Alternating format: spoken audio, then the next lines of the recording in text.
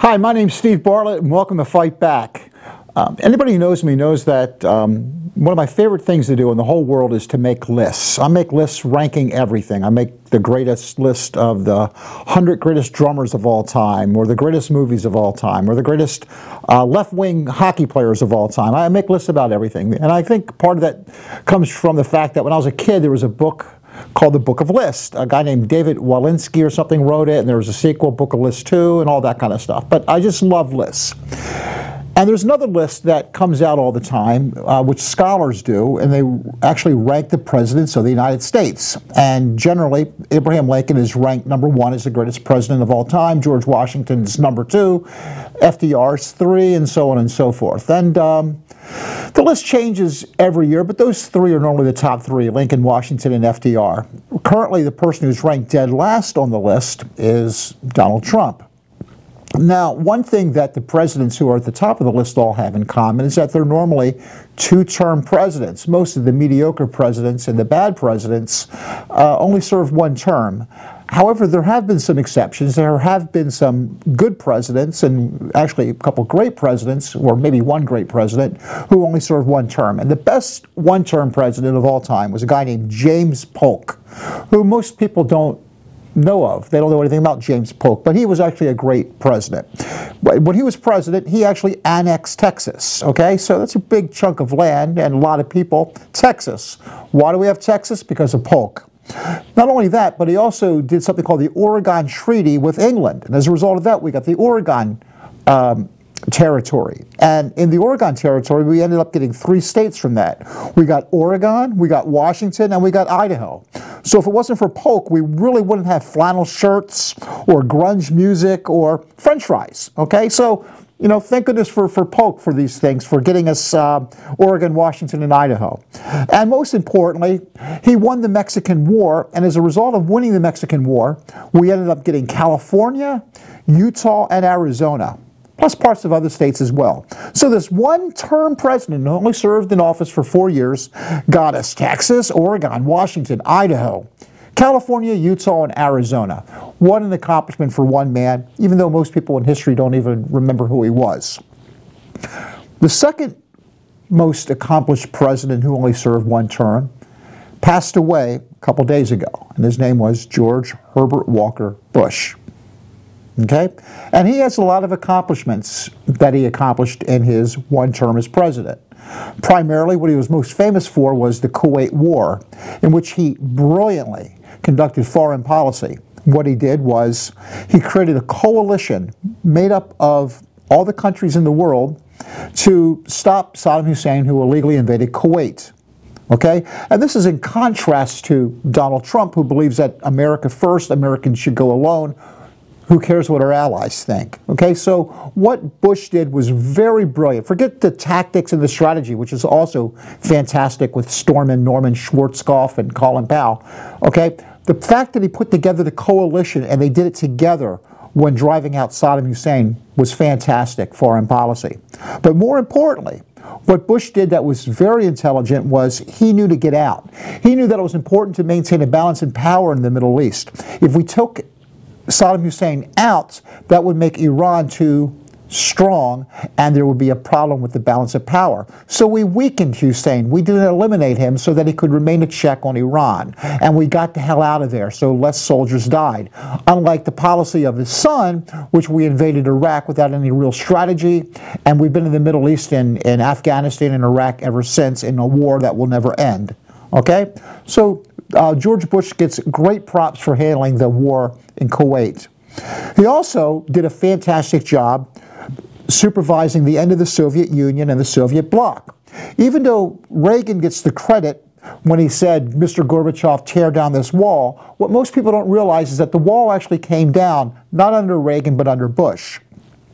Now, a lot of people try to say Reagan won the Cold War, even though the Cold War actually ended under Bush, not Reagan. And to be truthful, Truman, Eisenhower, Kennedy, Johnson, Nixon, Carter, and Reagan all fought against communism, and they all contributed together to defeat the communist bloc. So Bush was there when they won, but it was a joint effort from both Democrats and Republicans on both sides. But what Bush did, which was very intelligent, was that this transfer of power, in which something so huge as the end of communism in most of the world was done peacefully, without violence, without bloodshed, without any type of problems, and that some of these countries were actually welcomed into the European community. Bush oversaw the unification of Germany, which has been a really good thing, even though a lot of people were kind of scared about Germany getting back together again. You know, people weren't thinking about them getting back together the way people were hoping the Beatles would get back together. But keeping Germany together and unified turned out to be a good thing, and Bush saw that. Another great accomplishment under the Bush administration was the Americans with Disability Act, in which people who are disabled can't be discriminated against anymore in the workplace. This was due to the accomplishments creating this bipartisan bill that Bush signed and pushed through Congress in the Americans with Disability Act. Fantastic piece of legislation. And another thing that Bush did, which was also very fantastic thing, is he broke his campaign promise. He promised to never raise taxes when he said famously, "Read my lips, I won't raise taxes," or "no new taxes" is what he said exactly. And he broke that promise, and he got a lot of heat, and that's one of the things that cost him his presidency. But Bush was actually being a true fiscal conservative. Right now there's this distortion in which people think that a fiscal conservative means that you're for low taxes and all that. A fiscal conservative means basically that you do not spend more than you have, being tight with your money. And Bush realized that the way our economy was, we were spending like drunken sailors under Reagan, who gave too many tax cuts and spent too much, and Bush wanted to rein it back in, and he did it by raising taxes. And this helped lead to the economic boom that occurred during the Clinton administration. He laid the blueprint for Clinton. So we'll talk some more about Mr. Bush, but on a different way. I'm not going to keep praising him when we come back after break.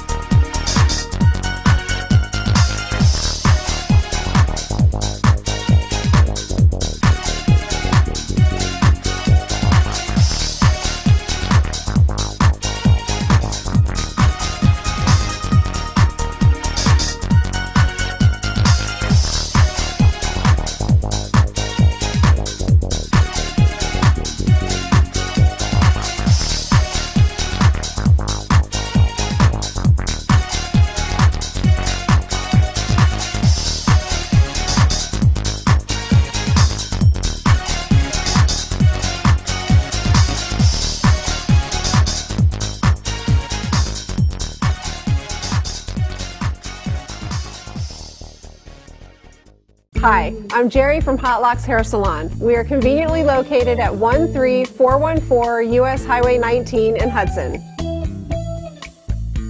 I've been a local hairstylist in our community for the last 34 years, 7 of which I was an educator. Our passion is the artistry of hair, and Hot Locks is here to help you achieve your perfect image. You can call us at 727-514-9978. Hi, my name's Steve Bartlett, and welcome back to Fight Back.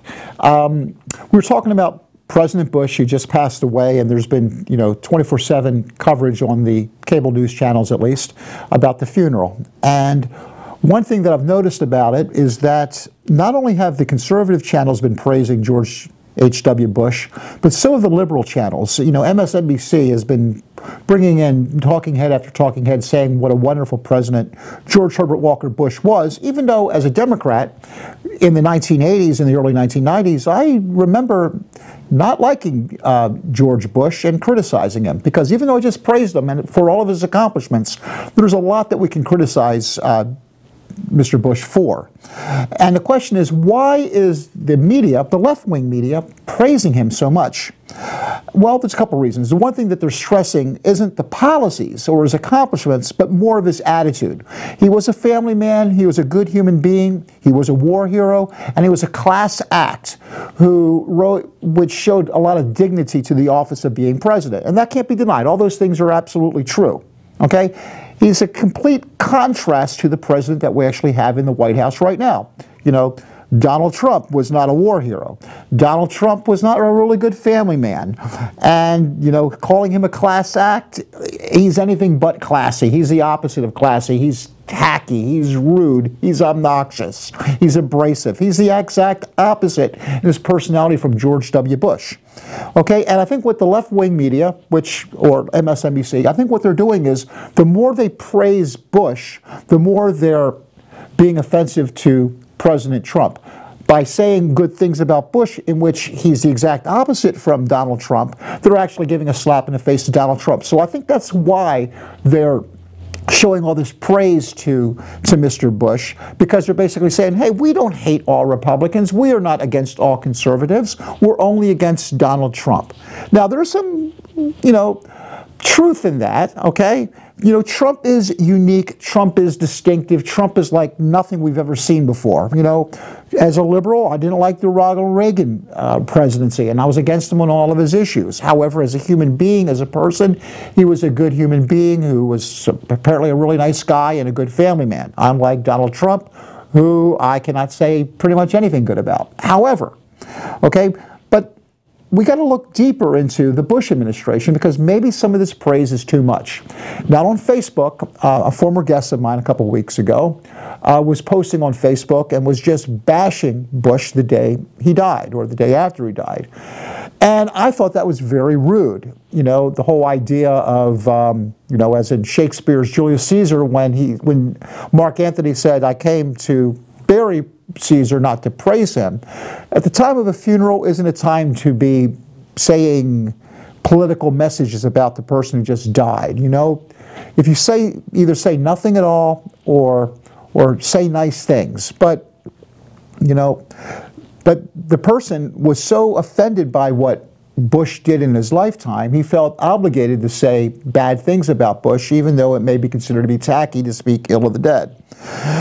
And he came back to me and said, well, when Saddam Hussein died, or bin Laden or Hitler died, should we remain silent, or should we criticize those people? And there's a big difference. I mean, George Bush never committed mass murder, so putting him in the league of Hitler is absurd.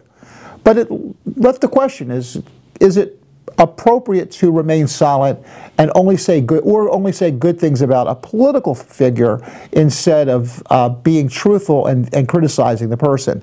And the more I thought about it, I thought that this show would be important, not as a reason to bash George Herbert Walker Bush, but more to talk about why he's being so much considered to be more praiseworthy than Donald Trump, when in reality they're more similar than you would actually think.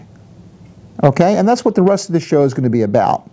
Now, there's a lot of similarities between George Bush and Donald Trump. Their personalities are completely different. One's classy, the other one is rude, crude, and obnoxious.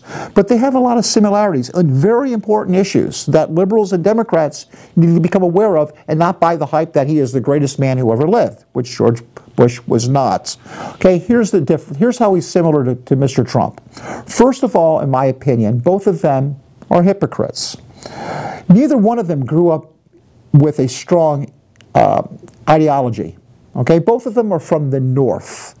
Whether or not, even though Bush ran for Congress in Texas, he is New England blue blood, old money. And he didn't earn it, he inherited it just like Mr. Trump did. But they're both, quote unquote, Yankees.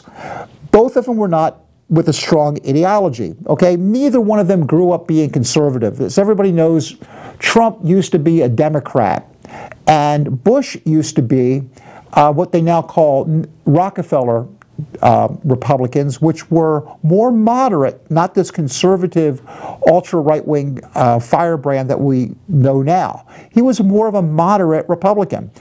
How was he a moderate Republican back when he was younger? He was pro-choice. He also, just like Donald Trump was pro-choice. But both of them, in order to get elected, wanted to appeal to the right-wing base of their party, so they did things which were different from their own ideology so they could get power. Both of them put hardcore right-wingers on the Supreme Court when they had the opportunity. Trump with Neil Gorsuch and now Brett Kavanaugh, and Mr. Bush put on the Supreme Court Clarence Thomas. And besides putting Clarence Thomas on the court, who's the most conservative person we've ever had on the Supreme Court, a total right-winger who really wasn't qualified to be on the court with his lack of experience, but both he and Kavanaugh had similar type of sex scandals. Both of them were accused of sexual harassment. Actually, one was accused of something even worse than sexual harassment. But that's a major similarity, that both of them decided to put these two galvanizing figures on the Supreme Court in order to suck up to a base when they personally didn't really have a strong ideology leaning that way.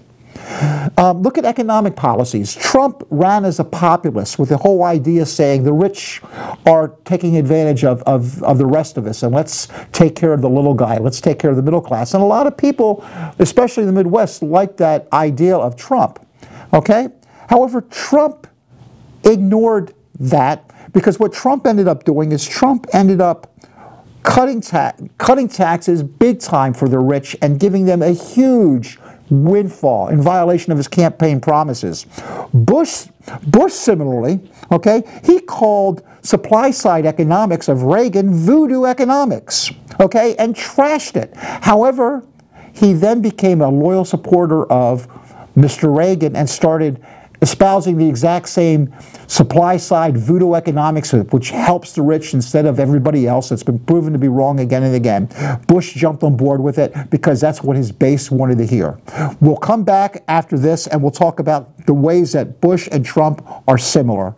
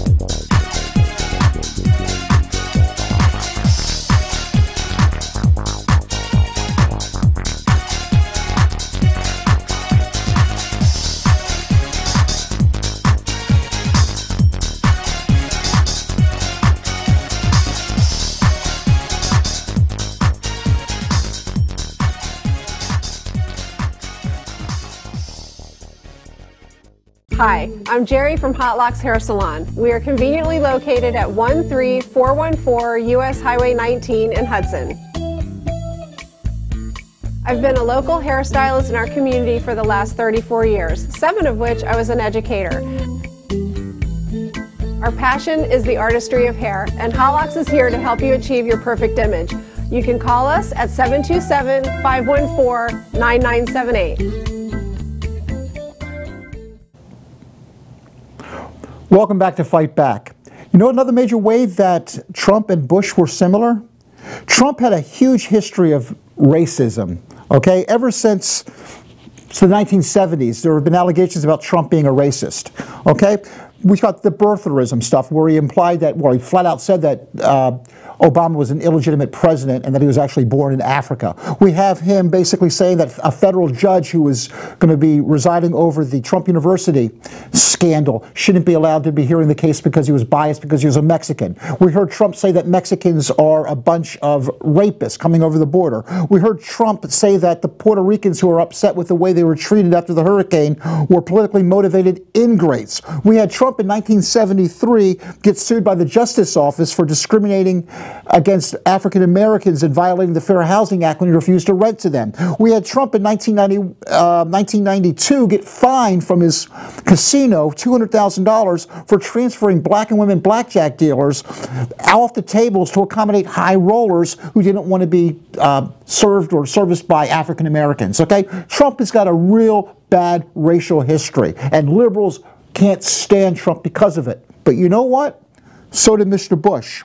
Okay, Mr. Bush, when he ran for politics, okay, in 1964, he opposed and voted and was against the Civil Rights Act of 1964, which ended Jim Crow. Okay? Bush was opposed to the laws that said that African Americans must be allowed to eat in the same restaurants as everybody else, that they can't be discriminated against and get fired because of the color of their skin. Bush was opposed to that. This is outrageous. This is very upsetting, okay, that he took the side of the racist bigots in the South who hated people just because of the color of skin. He took their side and thought that you should be able to legally discriminate against people because of the color of their skin. That was absolutely horrible. He claimed it was due to state rights, but he contradicted himself when he passed the Americans with Disability Act, because that same argument, applying rules to each state from the federal government, still applied. And then in 1990, when he was president, Bush vetoed the Civil Rights Act of 1990, despite bipartisan support and passing both the House and the Senate. It almost overrode the veto, lost by 1 vote. And that was supposed to be the best law ever to provide protection for those who've been discriminated against and giving them a remedy to sue. But he said it created too many quotas. Okay? Both Bush and Trump were sleazy when it comes to politics. I don't need to talk about Trump's. You already know all the sleazy stuff going on in Trump world, and all the things that he's done. That's been disgusting.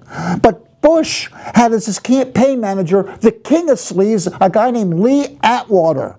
Okay? Lee Atwater majored basically in engaging in race baiting and dog whistles. He utilized the Southern strategy. He flat out admitted that, yeah, we can't call black people niggers anymore like in the 1960s, so instead we'll just imply and try to get those same racists to come vote for us by talking about busing, by talking about quotas, by talking about other types of issues and food stamps and welfare. So we can't use the N-word anymore because people know that's politically incorrect, but we'll still blow those same dog whistles to try to get the same racists to go out and vote for us. This guy was made by Bush to be his campaign manager, who actually created the Willie Horton ad, okay, which basically implied that any black man is going to be let out of jail and go rape the white woman and kill the white woman if you vote for Mike Dukakis. He purposely spread false lies about Kitty Dukakis burning an American flag during the Vietnam War, false lies about Dukakis being treated for mental illness. Things were flat out wrong, okay? These were all established in the movie Boogeyman, the Lee Atwater story. Okay, stories told by conservative commentary Robert Novak. So I'm just not making this up. But this is who Bush, Mr. Nice Guy, Mr. Classy, used to run his campaign. Okay? And corruption. You want to talk about corruption? Okay, yes. Michael Flynn and Paul Manafort are convicted felons now. okay, dealing with political corruption, and who knows where it's going to lead. Okay, but let's talk about Iran-Contra for a minute. Okay, the reason Bush said he was qualified to become president is because he was the king of foreign policy, and he was the right-hand man next to Reagan during all of Reagan's decisions. But Reagan's most important foreign policy decision, to sell arms illegally to the Iranians and then take those proceeds to illegally fund a guerrilla war in Central America, in Nicaragua, okay? Bush claims he knows nothing about it. He turns into Sergeant Schultz. I know nothing, okay? Why? Why would Reagan not trust the guy who was the head of the CIA, the former ambassador to China, the king of foreign policy, to not know about this major foreign policy decision? Or did he really know and lied about it? Okay? Well, it turns out that when he was subpoenaed, he said he had no documents, that he knew nothing about it, but years later, after he became president, that turned out not to be true. That the person who was a special prosecutor found that there were notes taken by Bush, and that he was absolutely aware about what was going on with Iran-Contra. But there was a cover-up about that. Everybody's kept quiet. They refused to throw Reagan under the bus. They refused to throw Bush under the bus. And the reward was given by President Bush when he pardoned Defense Secretary Caspar Weinberger, who was under felony indictment, by Robert McFarlane, the former National Security Advisor, who was convicted, by Elliot Abrams, the former Assistant Secretary of State, who was convicted. George Bush pardoned all three of them. So Bush was corrupt too. Okay? So we have a corrupt, possibly racist president, okay, who was a hypocrite. How is he better than Trump? Should Trump really be ranked the worst president of all time due to personality alone?